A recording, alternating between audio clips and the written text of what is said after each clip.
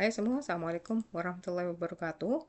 Ini mumpung masih fresh ya, ada email dari seseorang yang mendapat tawaran dari agen untuk bekerja di Alberta.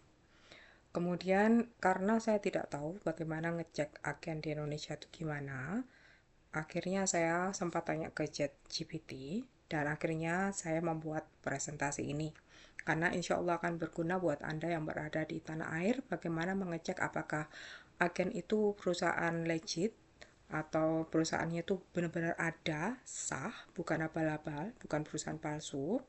Kemudian apakah dia ada permasalahan atau tidak. Sebab kalau di Kanada itu saya sudah tahu caranya dan sudah saya tunjukkan di video sebelumnya. Kali ini saya sengaja membuat presentasinya berbahasa Indonesia. Jadi Anda-Anda yang merasa kurang lancar berbahasa Inggris tidak sungkan, Anda bisa mempelajari ya. Oke. Tapi saran saya, walaupun bahasa Inggris Anda kurang lancar, diperlancar ya kalau ingin kerja di Kanada atau negara-negara berbahasa Inggris. Karena yang penting komunikasi dulu. Kemudian untuk surat menyurat itu, Anda setidaknya punya basic lah. Anda ngerti yang ditandatangani itu apa, jadi jangan sampai ketipu sama orang luar gitu ya. Karena namanya manusia, apalagi sesama imigran, kadang-kadang saling memanfaatkan, menipu gitu. Jadi hati-hati ya, oke. Ini cara mengecek perusahaan itu legal atau tidak, oke? Pertama, kenapa harus dicek? Kan banyak penipuan ya, mengatasnamakan penyalur kerja luar negeri. Kemudian biasanya agen itu minta puluhan juta. Ada salah seorang yang mengirim email ke saya, akhirnya sempat ditawari 80 juta kalau nggak salah ya, untuk ke Kanada. Itu mahal sekali loh, gitu.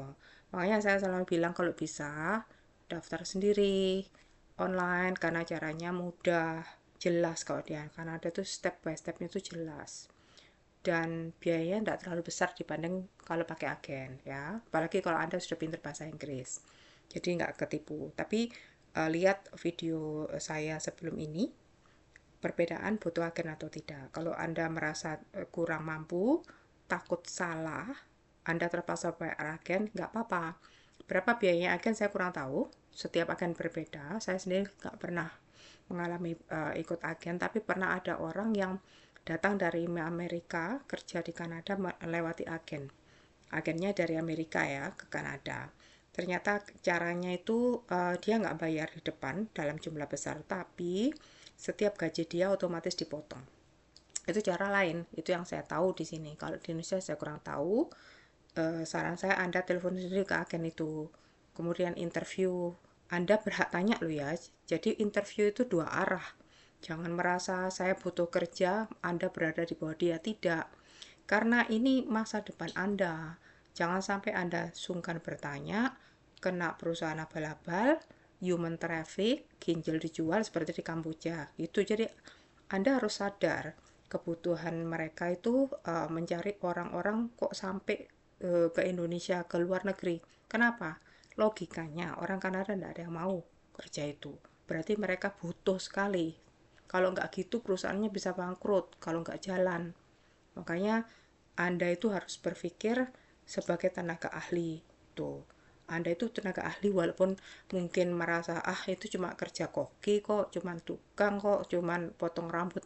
Tapi kalau Anda dibutuhkan berarti Anda tenaga ahli. Gitu aja gitu loh. Makanya disebutkan Federal Skilled Worker Program. Itu salah satu kalau Anda dengar video saya tentang Express Entry kan ada 3 program. Yang pertama CEC, Canadian Experience Class, itu yang sudah pengalaman di Kanada. Yang kedua disebut FSWP, Federal Skilled Worker Program. Ada kata skill di situ. Skill itu terampil. Kalau menurut saya itu bukan cuma terampil tapi ahli gitu. Kemudian yang ketiga adalah Federal Skilled Trade Program. Yang ini daerah bidang pertukangan, koki dan sebagainya. Ya, jadi tidak semua perusahaan itu punya izin resmi ya, jadi harus dicek agar tidak tertipu agen palsu yang menjanjikan kerja di Kanada, Jepang, dan lain-lain.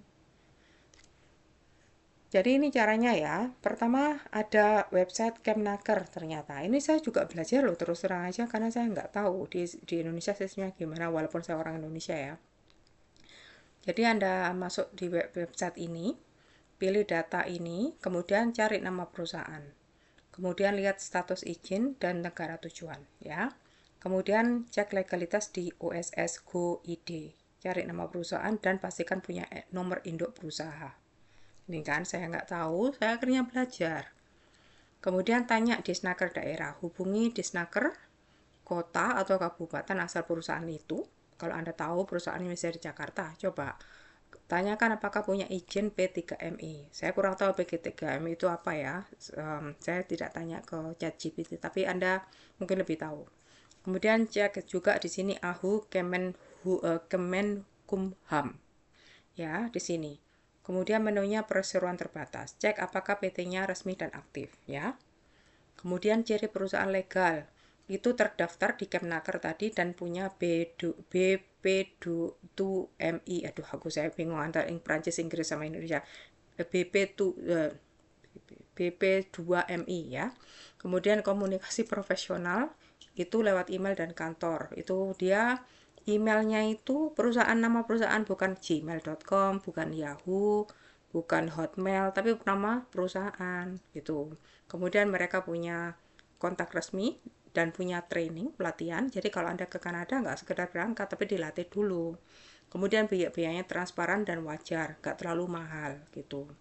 Waspadai ciri penipuan, minta uang sejak awal, itu hati-hati seperti yang scam di Filipina itu, uangnya dia dihanguskan, dibawa lari, sampai sekarang nggak ketahuan itu.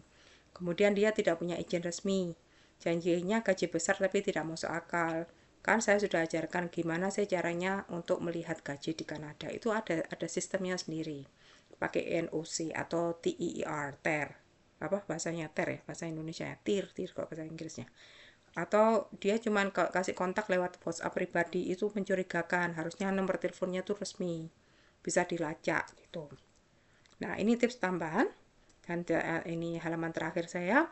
Jadi Anda bisa Google nama perusahaan dan klik penipuan. Kemudian cek sosial media mereka, jangan tergiur janji terlalu indah ya. Simpan semua bukti komunikasi dan pembayaran. Kalau ada pengaduan, telepon di sini, ini nomor teleponnya, call centernya, BP2MI, itu di sini nomornya. Oke, semoga berguna ya. Nanti insya Allah saya coba bikin PDF filenya, nanti saya taruh lewat email ya. Yang ingin tahu email saya untuk komunikasi dengan saya taruh di deskripsi channel. Anda bisa kirim email ke situ. Jadi siapapun yang ingin dapat PDF filenya, itu komunikasi sama saya dulu, nanti saya kirimi ya. Jadi saya jelas ya kirimnya ke siapa gitu loh. Oke, terima kasih ya. Semoga berguna ya. Dan semoga Anda bisa mendapatkan kerja yang legal di Kanada dengan gaji yang lumayan daripada di tanah air. Oke, Assalamualaikum warahmatullahi wabarakatuh.